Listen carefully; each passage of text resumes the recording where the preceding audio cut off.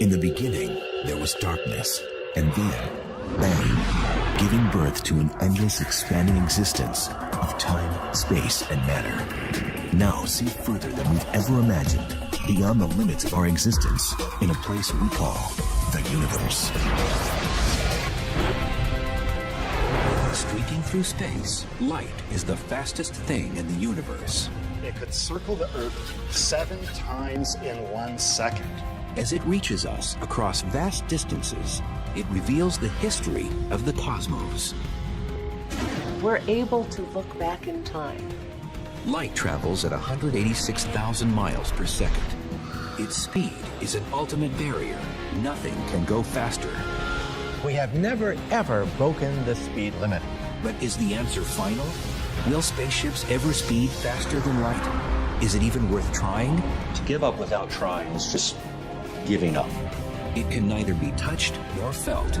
It is an abstract quantity of immense impact, the rate of motion at the very heart of all existence, the fundamental linchpin of the universe that we call light speed.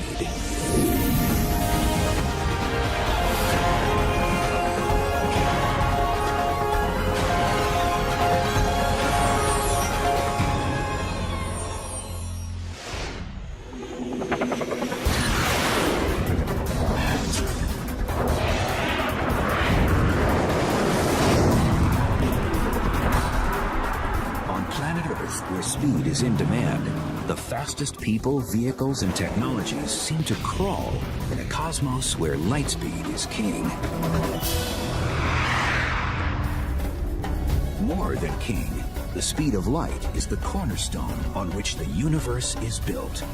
There's a famous saying in physics, which is that the speed of light is not just a good idea, it's the law. The speed of light is one of the most important speed limits in the entire universe. The speed of light, 186,000 miles per second, is just incredible. I mean, if light traveled in a circle around the Earth, it could circle the Earth 7 times in 1 second.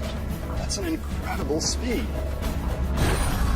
That incredible speed is the first thing we encounter when confronting the phenomenon of light. To say it is fast is a colossal understatement. It's amazing to me that when I talk on my cell phone, I can talk to somebody clear across the country, and I'm not really aware of any time lag. And that signal is going from my phone to a tower, up to a satellite, back down, and it seems instantaneous. So we really take for granted the speed of light could practically be infinite to us. Physics professor Clifford Johnson of USC is an avid bike rider. Circling a track, he considers trying to cover the same 186,000 miles that light does in 1 second. He'll find, however, that his work will be cut out for it. To travel the distance that light moves in just 1 second, it would take me 22 months on a bike moving at 12 miles an hour, cycling 24 hours a day. But the speed of light, in relation to the speed of life, makes our world work in just the way we've come to expect. One of the beneficial effects for humanity of having the speed of light be as fast as it is that what you see is what you get. Light speed makes everyday experience virtually instantaneous. When the light bulb goes on, you see it right away. Anything that happens around you registers immediately. And certain experiences make it crystal clear that light travels faster than anything else, including sound. One interesting consequence of the great speed with which light travels is that you see a flash of lightning essentially instantaneously, but you hear the thunder only later on. But light speed has its limits when stacked up to a place as large as the universe. We think that the speed of light is unimaginably fast on a human scale. However, in astronomical terms, it's actually kind of pokey. And so it's ironic that when the Apollo spacecraft blasted into space, traveling at what seemed an amazing 25,000 miles per hour, the speed of light proved frustratingly slow when it came time to talk to astronauts 236,000 miles away on the lunar surface. So when the astronauts were on the moon and people asked Neil Armstrong, "Hey, Neil, what's it like up there?" Several seconds went by between the question and Neil Armstrong's answer. Neil, this is Houston, radio check, over. Hi, Roger. Houston, line's clear. Roger, line's clear, Houston. Roger, bud.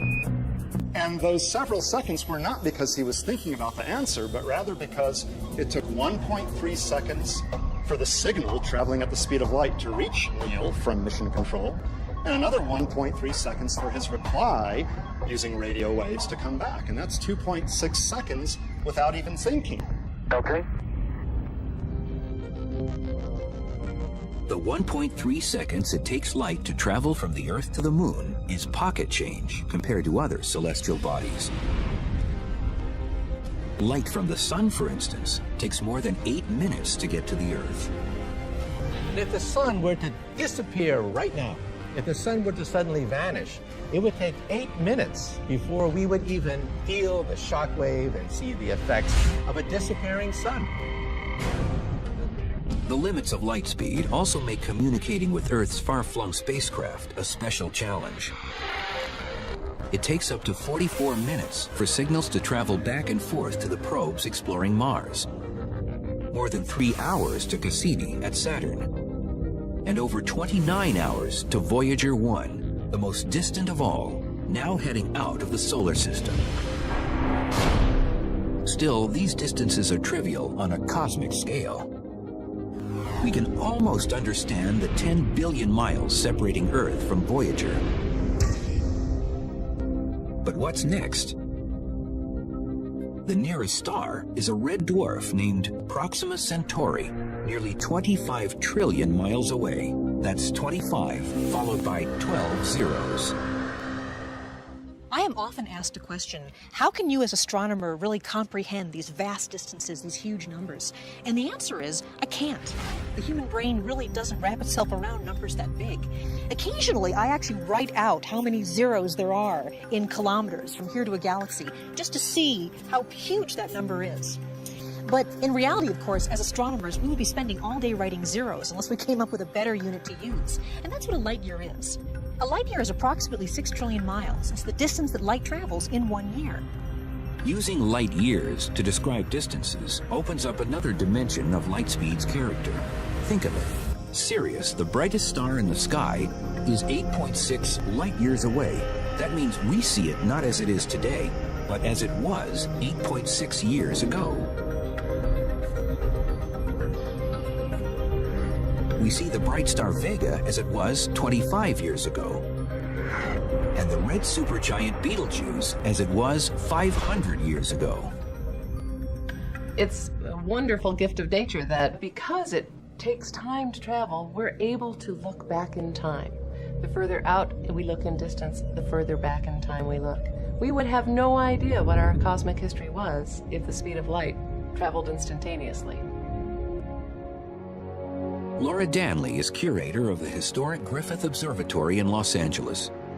With light's ability to take us into the past, she's assembled a stack of photos that tell light speed's story of the universe in snapshots, looking back in time to its beginning, more than 13 billion years ago, to the present day. I'm putting together a scrapbook of the history of our family of galaxies, and it shows all the galaxies that we can see with our telescopes as far back as we can see with our telescopes. Each photo in this album, then, shows something in the universe with a look-back time equivalent to its distance in light years. The famous Crab Nebula, 6,500 years ago. The galactic core, center of the Milky Way, 26,000 years ago. And the Andromeda Galaxy, our next-door neighbor, 2.5 million years ago. But practically yesterday on a cosmic scale. I love this cluster. For almost 90% of the look-back time, the album is filled with common galaxies. Common, yes, but intriguingly diverse. These two are colliding. You can see one going what appears to be right through the other. And there's a lot of drama in the way galaxies evolve and the way they interact with one another. So this one would be, it's only about 500 million light years away. As Danley places each shot in the album, a bigger picture begins to emerge. Adult galaxies have been the main characters, evolving in all their variety for the past 12 billion years. But the cosmos also has its childhood photos, showing galaxies when the universe was a mere toddler. These are actually very interesting galaxies at about 11 billion light years away. These compact galaxies represent what might be a two or 2.5-year-old child, just really learning how to walk. But even these galaxies have their younger brothers and sisters. This spectacular shot shows a gravity lens, a cluster of galaxies 2.2 billion light years away that bends light, allowing us to see much further in space and time. The lens reveals a tiny speck identified as one of the earliest galaxies we can see, as it was 13 billion light years ago, still an infant in the evolving universe. Galaxies, when they were babies, really don't have a lot of distinguishable features. They're kind of blobs. They don't really have a lot of structure. The universe as a whole was something of a blob at the beginning of its life, too. What we see of that time are the first light waves in history, reaching us only now, 13.7 billion years after they flashed into existence. We see them in the picture of an afterglow from the Big Bang. And they are known today as the cosmic microwave background radiation. The cosmic microwave background radiation is the most distant thing we can see. It is, in a sense, the picture of the baby upon delivery. NASA's all-sky picture reveals a glow that is uniform everywhere we can see. The universe as it was in a cosmic moment after its birth. But here, our view comes to a sudden halt. What we can see of the universe is limited, not by the size or power of our instruments, but by the barrier of light speed itself. How can the fastest thing in the universe make us blind to the infinity of space?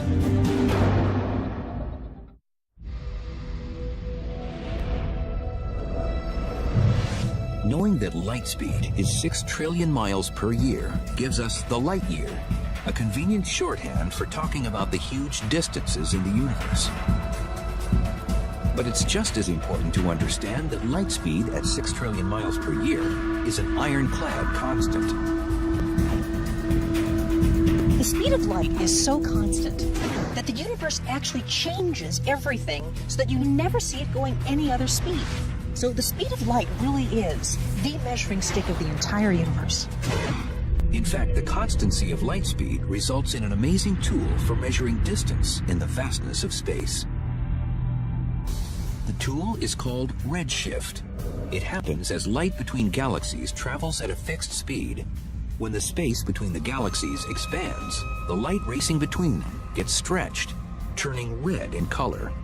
As light goes from one galaxy to another, from a distant galaxy to our own, for example, that light gets stretched along with the stretching of space. And that causes intrinsically short wavelength light, like blue light, to gradually become long wavelength or redder light.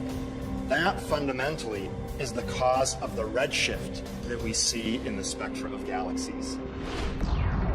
How does the redshift turn into a way to measure distance?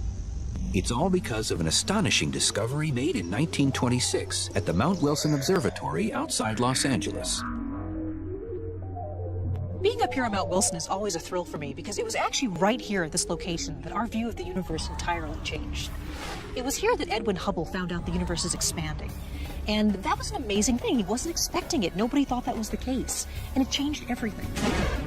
Seeing red shifts everywhere, Hubble found that all of the universe's galaxies were moving away from each other, which we now know is caused by the expansion of space itself.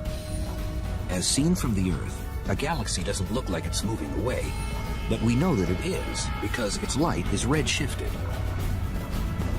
A galaxy moving away at low speed has a slight redshift. A galaxy moving faster has a larger redshift. But Hubble found that those faster-moving galaxies are also farther away. That meant the greater the redshift, the more distant the galaxy. By seeing how fast space is expanding and working the math backwards, cosmologists have been able to estimate the age of the universe. Combine that with light speed, and you have a major brain twister. The universe is such a huge place that the light travel time really becomes important to us. We believe the universe began about 13.5 billion years ago. That means the farthest in any direction we can look is 13.5 billion light years. There hasn't been enough time for light to travel more than that. It's called our light horizon, a sphere 13.5 billion light years in all directions, containing everything we can see. But that's where the brain twister comes in. Does space end there?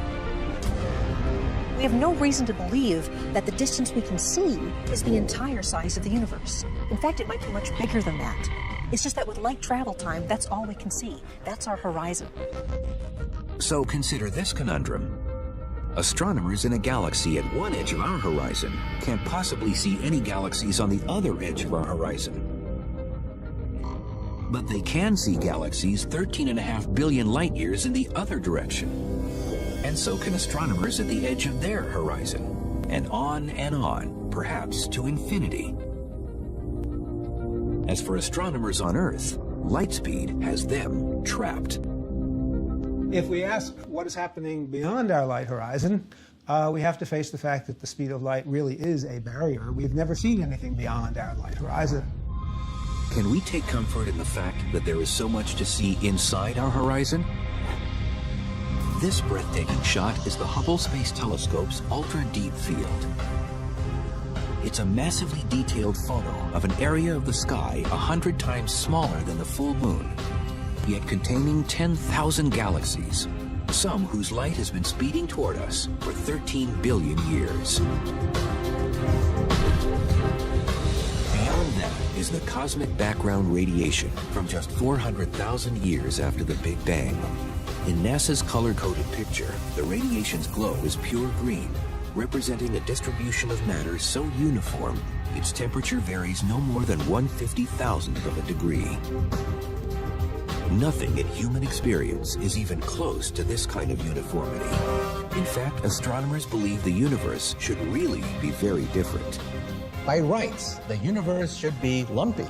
If you look in this direction and you look in that direction, you should see two entirely different concentrations of matter, different temperatures, but it's extremely uniform. Therefore, we have a puzzle. The puzzle has its roots at the universe's birth in the Big Bang. If everything flew apart from the beginning, why shouldn't it be uniform? No kind of explosion that we know about leads to that kind of uniformity. If you imagine an ordinary explosion, an atomic bomb, a piece of TNT, but it's not really uniform at all. There's a piece of shrapnel going off there, a piece of paper going off there, an extra piece of iron going off there. It's really very non-uniform. So scientists believe the cosmic background radiation just shouldn't be as smooth a green as it is. We can find out why in an ordinary paint store. Let's consider a universe that consists of different color cans of paint. In our hypothetical paint universe, we have a can of yellow paint and a can of blue paint. And at the instant of the Big Bang in this universe, the two cans of paint start expanding apart from each other. In our hypothetical paint universe, one side of it would look yellow, and the other side would look blue. But as we've learned, the cosmos looks green, whether it's the paint universe or the real thing. The two colors of paint represent the different particles in the infant universe. To end up a uniform green, like the cosmic background radiation, they had to be touching. But when scientists first calculated the speed of the Big Bang, they concluded that it blew everything apart faster than the speed of light, meaning blue and yellow were too far apart, even at the instant of creation, for any mixing to take place. Seeing a universe that's so uniformly green would be very strange. It would be like taking our can of yellow paint, pouring it out, and having it be green, then taking the can of blue paint, pouring it out, and having it be green as well. It's impossible. This horizon problem can be solved by a theory that I've worked on called inflation, which is a twist on the Big Bang. Inflation is now the widely accepted variation that makes the Big Bang work without the limit imposed by the speed of light. Another way this could have happened is that our paint universe might have expanded only this far. The two cans of paint have enough time to mix and become uniformly green before the universe undergoes a sudden period of expansion that occurs faster than the speed of light. This would spread green paint all over the universe. If this theory is right, the period of inflation is really the Big Bang that we observe. The other bang that happened before that becomes really a little bang. It's just a precursor to the real Big Bang.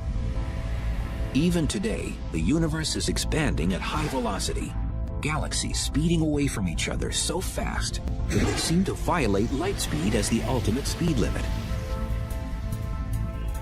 The faster-than-light expansion of space sets yet another limit on what we can see from Earth, where the galaxies of the universe continue to rush away from us. The galaxies that are relatively near to us, those that you can see easily, are moving away pretty fast. And indeed, the more distant ones are moving away faster. But the ones that are really far away, in fact, are moving away faster than the speed of light.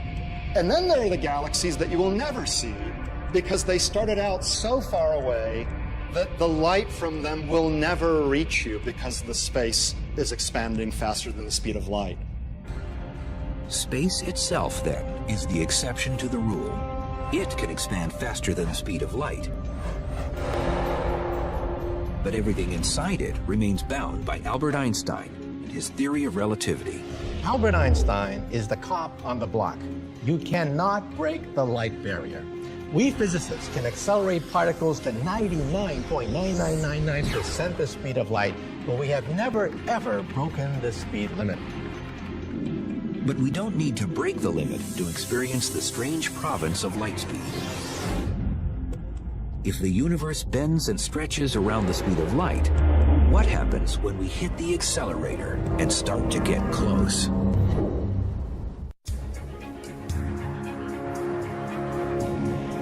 For most of us, light seems simple and uncomplicated, a quality of nature by which we see the universe.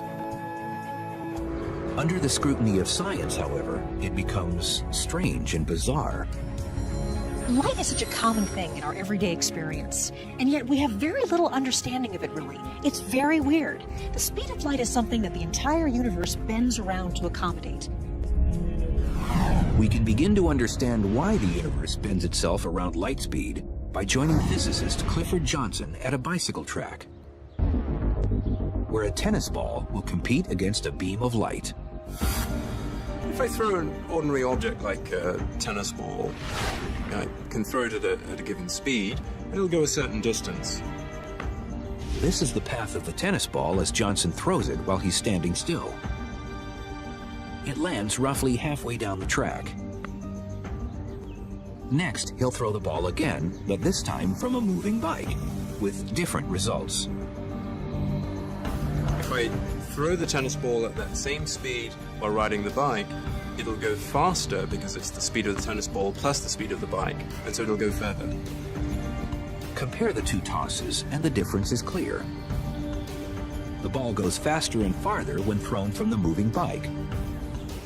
It makes perfect sense. But now we put light to the same test, using the bike's headlight instead of a tennis ball. If I'm standing stationary and I switch on the headlight of the bike, that beam of light that comes out of the headlight comes out at the speed of light. No other speed but the speed of light. Suppose the beam was slow enough for us to actually see its motion down the track. We mark its position just a brief moment later. Next, Johnson switches on the headlight at riding speed, and the unexpected happens. In that same moment of time, the light travels exactly the same distance as before. Unlike for the tennis ball, you don't add the speed of the bike to the speed of the light. The speed of light remains the speed of light. The two light beams travel the same distance because light speed is constant and independent of the source's motion. It may fly against intuition, but it is a fact of nature. Every beam of light in the universe travels at the same speed in empty space, no matter how fast the star or comet or galaxy that emits it is moving.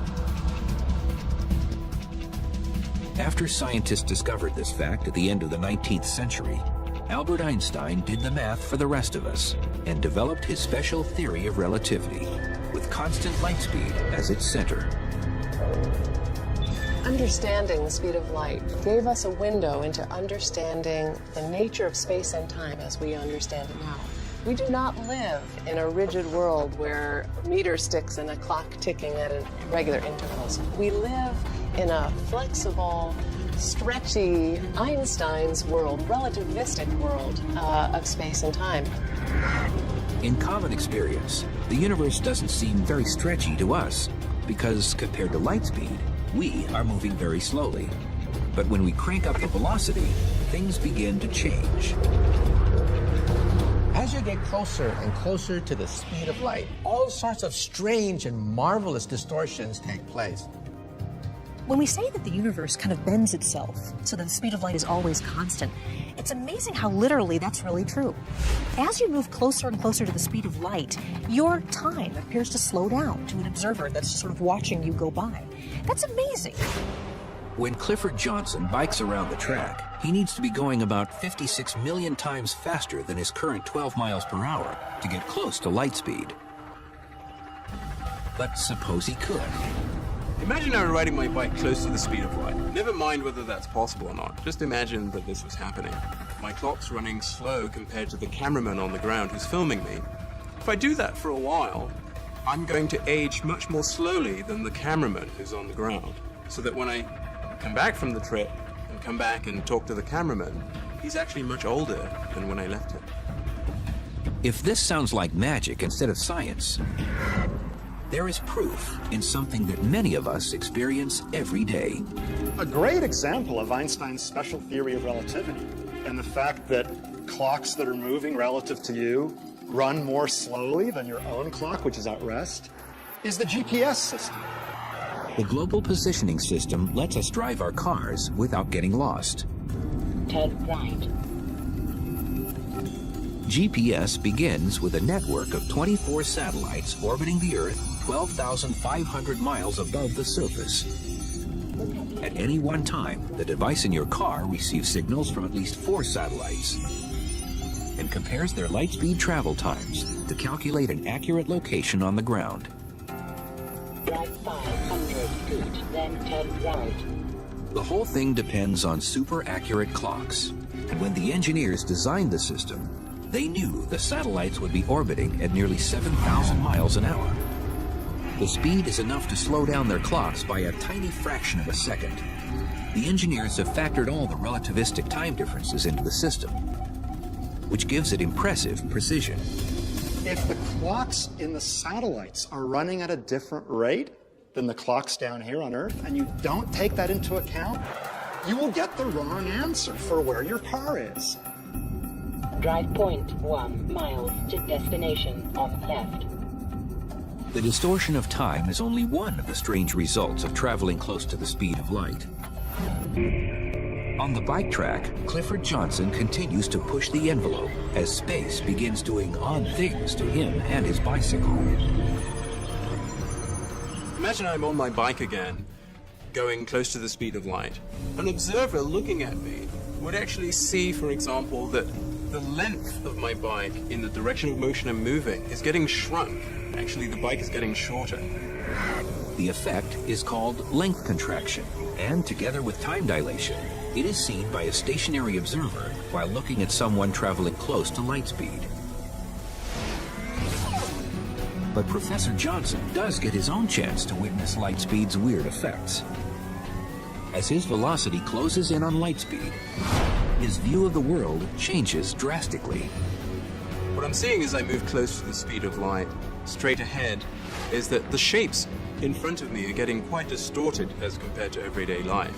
Everything is being twisted into a sort of tunnel shape, and the colors are getting distorted in various ways. The color changes come from the Doppler effect. and the shape distortions from a phenomenon known as aberration. The distortion is somewhat similar to what you would see if you were driving through a rainstorm. If you were stationary, you would just see the rain coming straight down if you looked out of the side of the window. Whereas if you were moving through the storm, you would see that the rain appears to be slanting towards you as a result of your motion. And that's at the basis of that warping effect that you get as you're moving near the speed of light towards objects in front of you. In reality, we don't have to travel near the speed of light to experience the distortions caused by motion through time and space. They are with us every minute of the day. All of the distortions that happen as a result of a finite speed of light still happen on an everyday basis, even in our everyday life, but the effects are so tiny that we can't perceive them. Still, light speed has its other quirks in the slow-moving world, quirks we perceive very well. The speed of light may be a constant, but only in the vacuum of space. When light moves through things like glass or fluids, it slows down appreciably. If it didn't, things like telescopes and human vision would be impossible. But what would happen if light slowed down much more? If the speed of light were zero?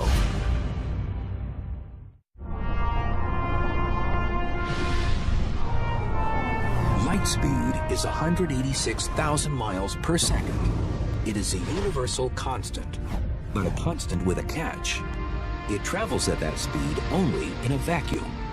Light changes its speed when it travels through different media. It travels more slowly through water.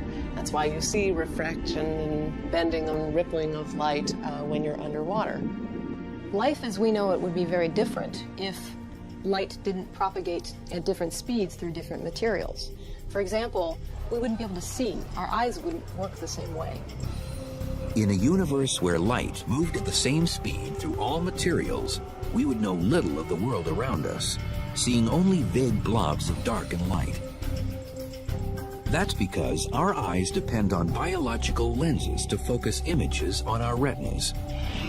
Just like lenses made of glass, they work because light slows down as it passes through them. Why is that? Because light is absorbed by the atoms of glass, and then they re-radiate it later. So there's a delay factor. Light hits an atom, the atom vibrates, and then sends a light package off. So there's a delay factor.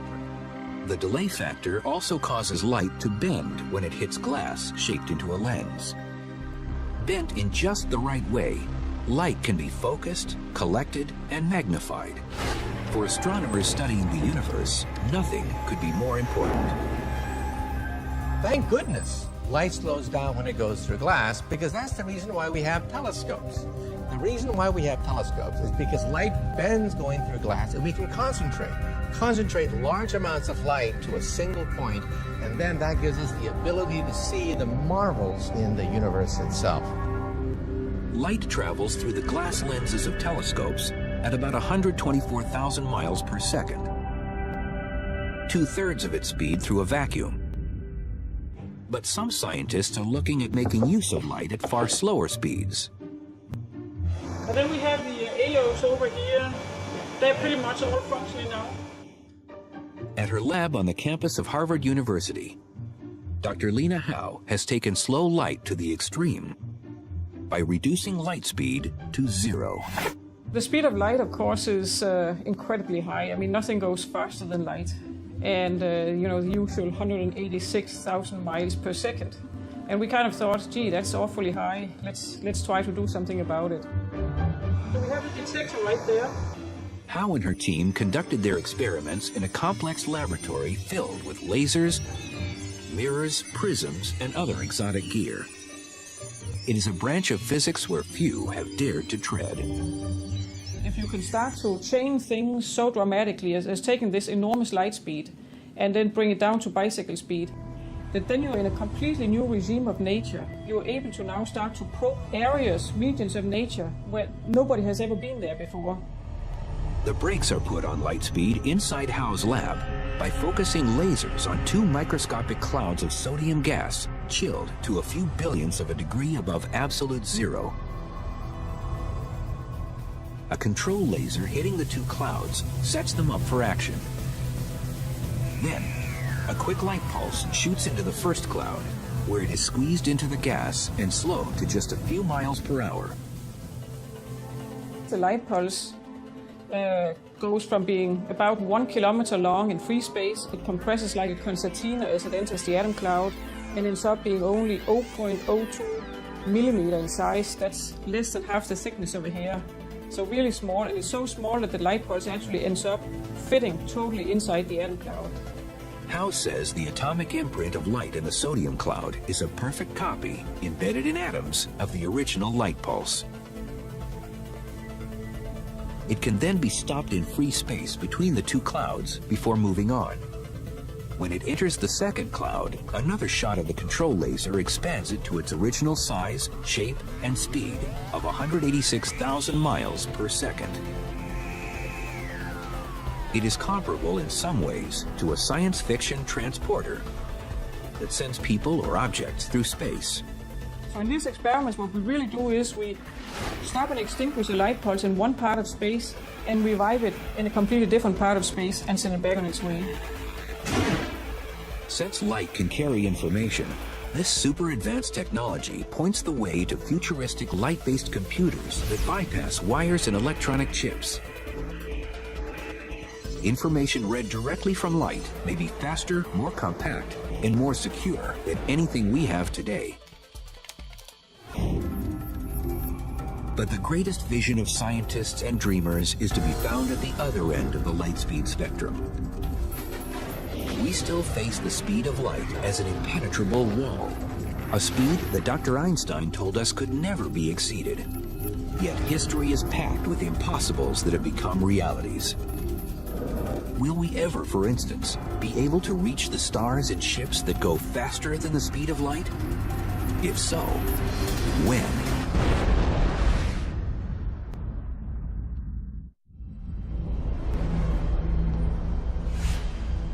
In April 2008, world-famous physicist Stephen Hawking called on the human race to colonize space and make interstellar travel a long-term aim.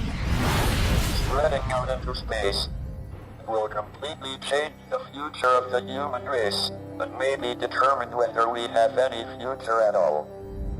The stars are so far away that interstellar travel is impractical unless we can go faster than light speed. But that's an obstacle. Einstein's theory of relativity tells us that a spaceship's mass approaches infinity as it nears the speed of light. So as you try to go faster and faster and faster, you actually get to a point where it takes more and more energy until it's an infinite amount of energy to go the speed of light. That's impossible. It means that travel at light speed is also impossible. Or is it? Mark Millis is one of a handful of scientists who isn't ready to throw in the towel on the subject. A NASA propulsion physicist by profession, he likes to build models of starships in his spare time, and is well aware of the giggle factor in any talk outside science fiction of star travel. The giggle factor is actually a healthy response. It helps provide skepticism to the topic, to ask deep questions to make sure that we're proceeding correctly. Once head of NASA's mothballed Breakthrough Propulsion Project, Millis is editor of a book that has collected the serious current research on the subject. When it comes just to the light speed issue, there's about 36 physicists who've written articles, some skeptical, some suggesting new methods on the topic. No one is saying that anytime soon we'll be able to have warp drive to the stars. But on a scale of centuries to millennia, it can't be ruled out. Virtually all physicists agree it's impossible to travel through space at faster than light speed. But there may be a way to cheat by altering space instead of traveling through it. Believe it or not, even NASA scientists are studying the possibility that perhaps we can fold space, punch a hole in space, make a subway system through space and time.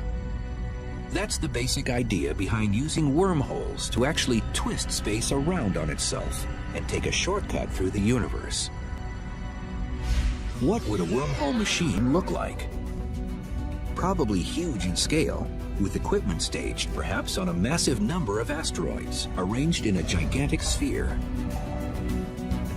It would require an enormous battery of laser beams to concentrate tremendous energy to a single point. We have to attain fantastic temperatures, the highest energy attainable in our universe, in order to open up a hole, a bubble, a gateway perhaps to another universe. Another way of tricking space into letting us travel faster than light is the warp drive. Miguel Alcubierre was the first one to write about the warp drive in 1994. Alcubierre, a Mexican physicist, worked out the math for a starship propelled by warping space-time itself.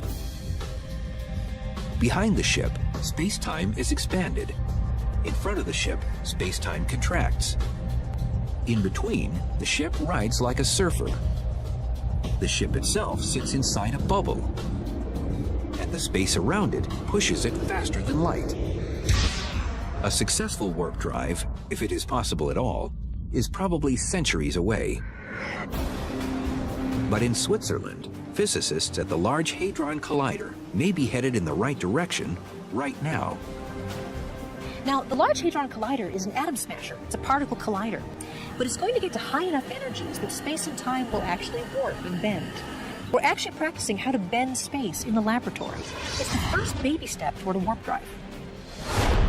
With the physics we now know, we won't travel faster than light speed in the foreseeable future. That doesn't mean we shouldn't try. Even though light speed travel might turn out to be impossible, to give up without trying is just giving up. Outside his work at NASA, Millis has founded the nonprofit Tau Zero Foundation to encourage serious research on star travel.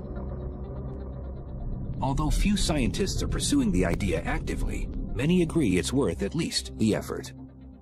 Understanding our universe is one of the most basic needs human beings have as an intelligent species. So, should we pursue technologies or physics that might allow us someday to travel faster than light? Absolutely. Because we never know where this might take us. Even though we might never discover a way to travel faster than light, we might discover a whole bunch of other very useful things. And what if science ultimately proves the light speed barrier is unbreakable and star travel is impossible? It would put a whole new perspective on spaceship Earth, forcing us to use our technology to treat it well as we remain its passengers on our continuing journey through the universe.